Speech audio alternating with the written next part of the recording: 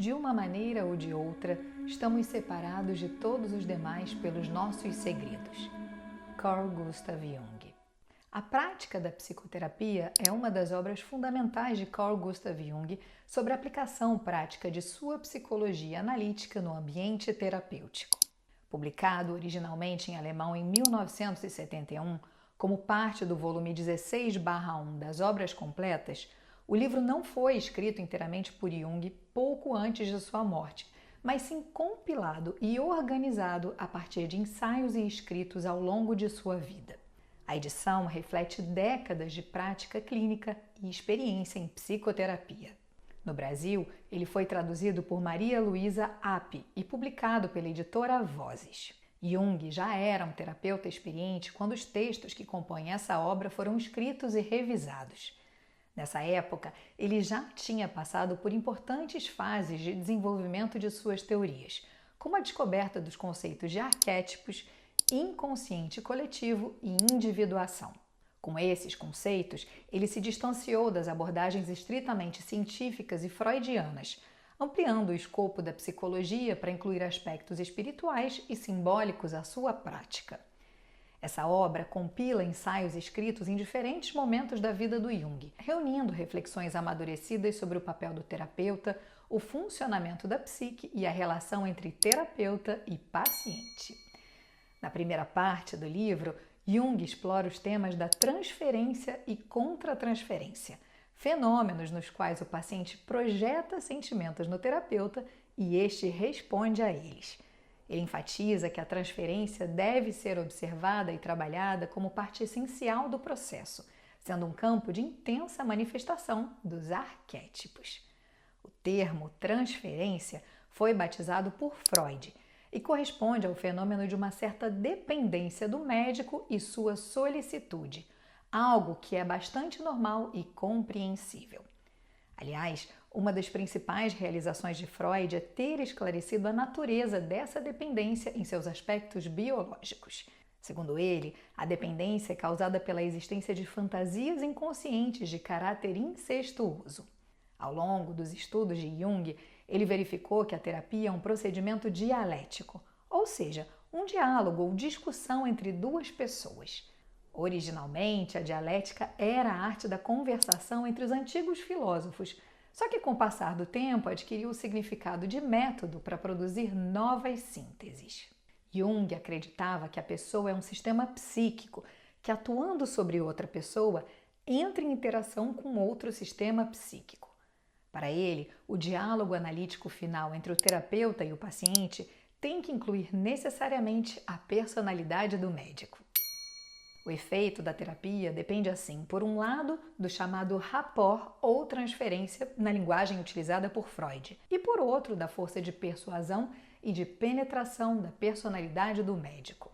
Nas palavras de Jung, o encontro de duas personalidades é como a mistura de duas substâncias químicas diferentes. Ocorrendo uma reação, ambas se transformam.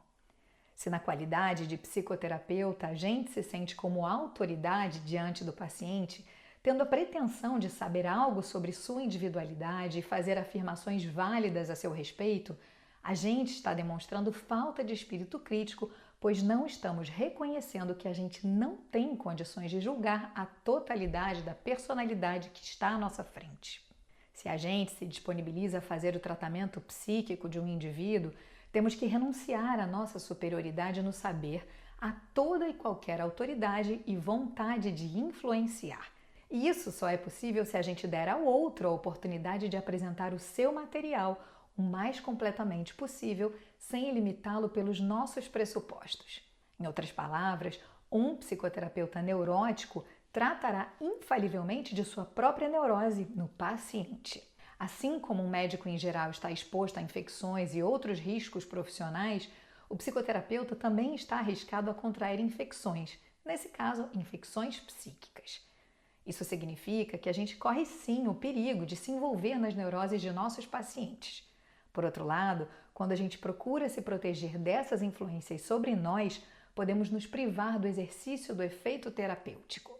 Nesse sentido, Jung diz não saber qual a dificuldade maior: adquirir um grande saber ou saber renunciar à própria autoridade profissional e ao anonimato.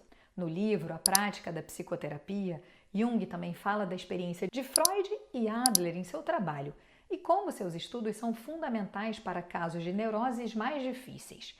Para ele, o princípio do prazer apresentado por Freud corresponde à cobiça, enquanto que o princípio do poder apresentado por Adler corresponde à soberba.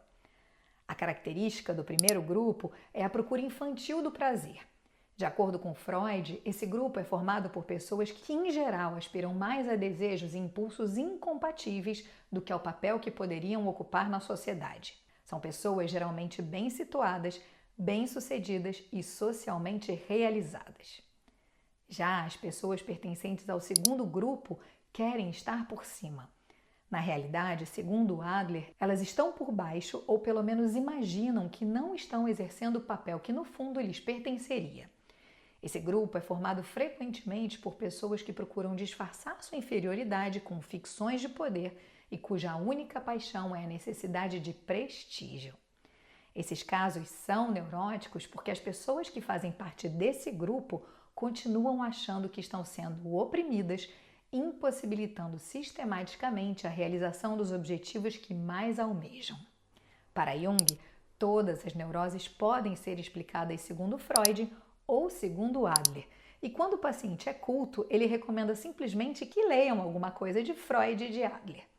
Fazendo isso, elas quase sempre descobrem logo de cara qual dos dois grupos é mais condizente com seus problemas. Aliás, Jung também deixa claro que a tarefa da psicoterapia consiste em mudar a atitude consciente e não em correr atrás de reminiscências submersas da infância. Por mais que uma coisa não seja possível sem a outra, para ele, a ênfase deve ser posta sobretudo na atitude consciente do paciente. No livro, Jung discute também o processo de individuação como objetivo último da psicoterapia, sobretudo quando as sessões começam a ficar monótonas e repetitivas. Diferente das terapias voltadas apenas para a redução de sintomas, a psicologia analítica visa integrar os aspectos conscientes e inconscientes da psique, ajudando o paciente a se tornar uma versão mais autêntica de si mesmo. A ênfase na individuação e na integração de nossas sombras destaca a abordagem de Jung para a terapia. Para o Jung, o objetivo final da terapia não é a simples eliminação de sintomas, mas o desenvolvimento de uma relação equilibrada e consistente com todas as partes de si mesmo. Nessa parte do livro, Jung diz também que quando um doente reconhece que a cura por transformação significaria renunciar demais à sua personalidade, o terapeuta pode e deve renunciar à modificação, ou seja, à vontade de curar. Assim e só assim ocorre a individuação, permitindo que o paciente se torne aquilo que de fato ele é. O livro destaca ainda a necessidade de ajustar a prática da terapia de acordo com o tipo psicológico do paciente. Ele acredita que os tipos psicológicos determinam a forma como cada pessoa experimenta e lida com suas questões emocionais. Para ele, o psicoterapeuta não tem que tomar conhecimento apenas da biografia pessoal do paciente, mas também das condições espirituais do seu meio ambiente próximo e remoto, além das influências tradicionais e filosóficas que frequentemente desempenham um papel decisivo na análise. No capítulo Medicina e Psicoterapia, inspirado em uma conferência dada por Jung para a Academia Suíça de Ciências Médicas em 1945, Jung fala sobre as 3 fases do procedimento médico: a anamnese, o diagnóstico e a terapia, a partir de um ponto de vista psicoterapêutico. A anamnese é a tentativa de recompor, de maneira mais completa possível, o material histórico do caso. Só que na terapia, diferente do que acontece na medicina convencional, o psicoterapeuta não deve se dar por satisfeito com esses fatos, já que o mais importante vai ser certamente aquilo que a gente não vai ouvir. Por isso, o psicoterapeuta vai ter que se esforçar para fazer as perguntas que provavelmente nada têm a ver com o caso da doença apresentada. O médico comum parte do pressuposto de que o exame do paciente deve levar ao diagnóstico da sua doença, e uma vez feito o diagnóstico, a decisão quanto aos pontos essenciais do prognóstico e da terapia. A psicoterapia, por outro lado, é uma exceção a essa regra. Para ela, o diagnóstico é extremamente irrelevante, pois não se ganha nada dando-se um nome ao estado neurótico do paciente, principalmente no que diz respeito ao prognóstico e à terapia. Contrapondo-se declaradamente ao resto da medicina, onde um determinado diagnóstico decorre eventualmente um tratamento específico e um prognóstico relativamente seguro, o diagnóstico de qualquer neurose psíquica significa, no máximo, a recomendação de um tratamento psíquico. Em psicoterapia, o reconhecimento da doença depende muito menos do quadro clínico da enfermidade do que dos complexos nela contidos. A medicina geral trata do homem enquanto fenômeno anatômico e fisiologicamente determinado, e só em menor grau do ser humano definido por sua psique. A psique e a consciência, por sua vez, são justamente o objeto da psicoterapia. Um outro aspecto marcante da obra é a inclusão de reflexões sobre o papel das experiências religiosas e espirituais no desenvolvimento psicológico. Jung entendia que a espiritualidade e os símbolos religiosos, mesmo fora de um contexto institucional, desempenham um papel vital na integração do inconsciente. Aliás, se você ainda não viu, eu te convido a assistir o conteúdo Psicologia e Religião aqui no canal, onde eu falo sobre o livro 11/1 das obras completas do Jung. Eu vou deixar o link aqui embaixo para você assistir em seguida. Quando Jung tratava de católicos praticantes, por exemplo, sempre recomendava a confissão e os sacramentos da igreja. No caso de fiéis protestantes que não contam com a confissão e a absolvição, ele oferecia a vivência comunitária. Em todos esses casos, ele dispensava o método dialético porque não via razão alguma em fomentar uma evolução individual acima das necessidades do paciente. Para Jung, se o paciente encontra o sentido de sua vida e a cura de sua inquietação e desarmonia dentro do quadro de uma das formas de confissões existentes, inclusive um credo político, o terapeuta deve aceitá-lo. Afinal, a preocupação do médico deve ser o doente e não o curado. Jung também acreditava que o terapeuta precisa estar profundamente consciente da sua própria psique, pois é somente por meio do autoconhecimento que ele pode ser capaz de interpretar corretamente os símbolos e imagens projetados pelos pacientes. Para ele, médicos tradicionais não foram preparados para cuidar da alma humana, pois ela não é problema psiquiátrico ou fisiológico e muito menos biológico, mas sim psicológico. Jung acreditava que a alma é um território em si, com leis que lhe são próprias. Por isso, a fenomenologia da alma não se esgota nos fatos reais apreendidos pela ciência natural, mas também compreende o problema do espírito humano, que é o pai de toda a ciência. É justamente por isso que a interpretação simbólica dos sonhos, imaginações e outros conteúdos psíquicos é uma parte importante da prática segundo Jung. Para ele, qualquer terapia baseada em sonhos, para ser eficaz, exige um considerável suplemento de conhecimentos em matéria de simbologia, que só pode ser adquirido através do estudo da psicologia primitiva e do estudo comparativo das mitologias e religiões. No livro, Jung afirma ainda que não possui uma teoria do sonho, nem sabe como eles se formam. Por outro lado, ele sabe que a interpretação simbólica dos sonhos de um paciente quase sempre dá bons resultados. Na prática, os sonhos são como um aviso importante que indica ao paciente em que direção aponta o inconsciente. A prática da psicoterapia, além de ser um dos livros mais gostosinhos do Jung, na minha opinião, por sua escrita leve, quase verbal, é super recomendado para profissionais e estudantes de psicologia analítica.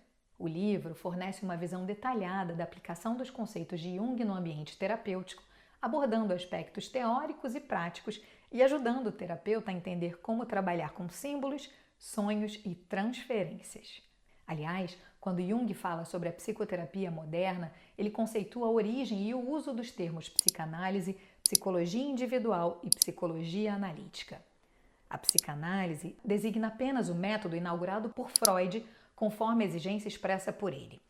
Já a psicologia individual é o termo adotado por Adler e psicologia analítica, o termo escolhido por Jung. Para Jung, a psicologia médica continua sendo o trabalho pioneiro, enquanto a medicina dita oficial começa a enxergar o lado psíquico do que antes era julgado unicamente do ponto de vista fisiológico.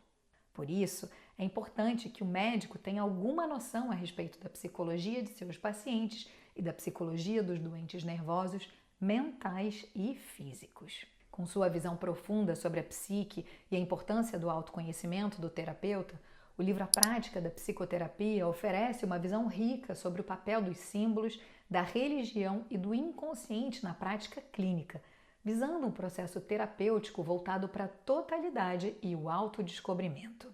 Como diria Jung, não é possível levar um paciente além do ponto em que estamos. Se você curtiu esse conteúdo, eu te convido a se inscrever no meu canal e a compartilhar esse vídeo com alguém que também pode se interessar sobre o tema. Na descrição, você pode saber mais sobre quem eu sou e como o meu trabalho pode te ajudar a ter mais consciência de quem você é, para que possa curtir a segunda metade da sua vida com mais leveza.